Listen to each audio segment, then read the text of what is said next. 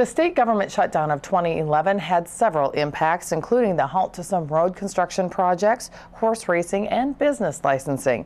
One proposal before the legislature this year would continue funding state colleges and universities in the event of a government shutdown.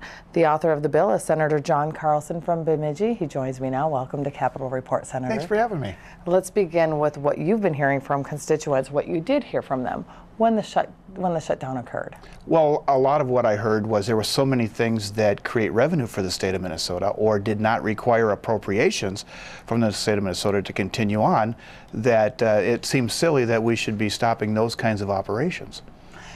A budget was resolved before the fall quarter even began for MnSCU. So were summer classes impacted at all? Absolutely, because prior to the June 15th declaration by Governor Dayton, there was uncertainty in the MnSCU campuses as to whether they were going to be able to continue their summer school programs.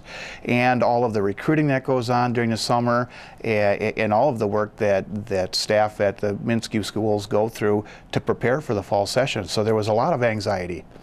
Some of the lawmakers do argue that shutting parts of government down adds immense pressure to lawmakers and the governor to reach a budget accord. So how do you respond to this argument? Well, here's what happened in 2001. Governor Ventura, in his wisdom, decided that MnSCU had its own dollar amount of funding.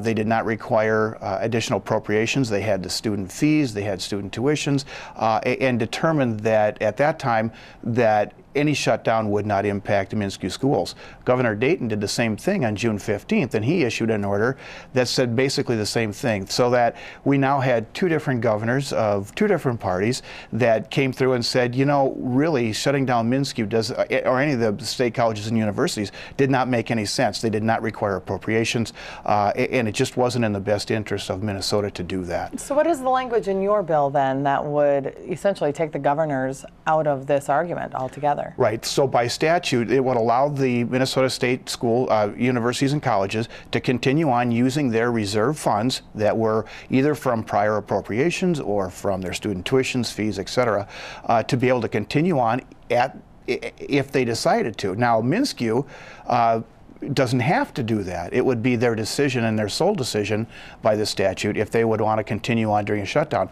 The danger, of course, is if a shutdown lasted for a very long time, they could deplete all their reserves and perhaps tuition wouldn't be enough to keep them going. So they would have a very big decision to make, but at least it would be theirs to make and take it out of the hands of the legislature and the governor.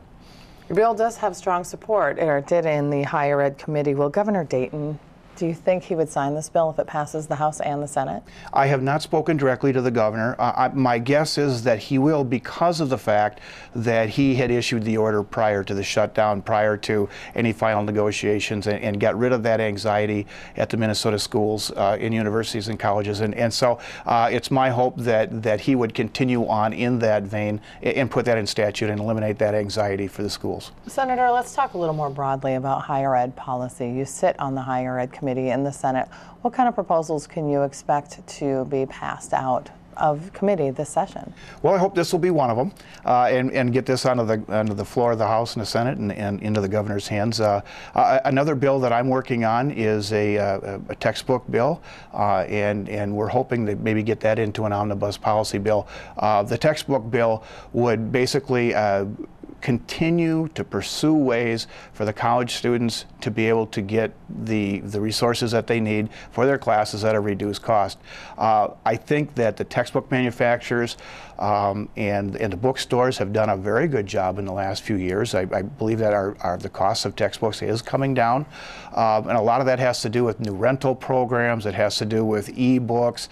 So there's a number of things that are going on, but we just want to make sure that we're protecting the students in these tough economic times and trying to save them as much money as we can, and yet still get the best resources available in their hands. In fact, let's conclude this interview with a discussion about the students. What do you think is the #1 concern for any student seeking higher education at this point? I think it's going to be the overall cost and any potential debt load that they would have. You know, a big concern is going to be, gee, you know, not only can I afford to get through these 4 years, but once I'm through the 4 years, what kind of a debt load will I have? How long is that going to take me to pay that off?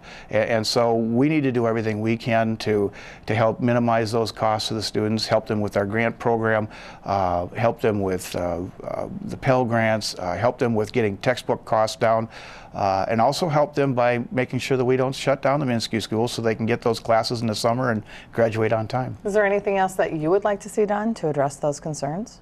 Well, as far as the textbook costs, Textbook costs and higher ed costs. you know, obviously, you know, when as we move through this economic downturn that we're in, and as we start seeing our business cycle uptick, I certainly would like to see us get more money into all of higher ed, all of our education system, and so if we could move that dial, we're probably at somewhere around 40% funding for the students. If we could move that up to at least 50%, maybe beyond that, I think that would be extremely helpful. Okay, Senator Carlson, thank you for your time today. Thanks for having me.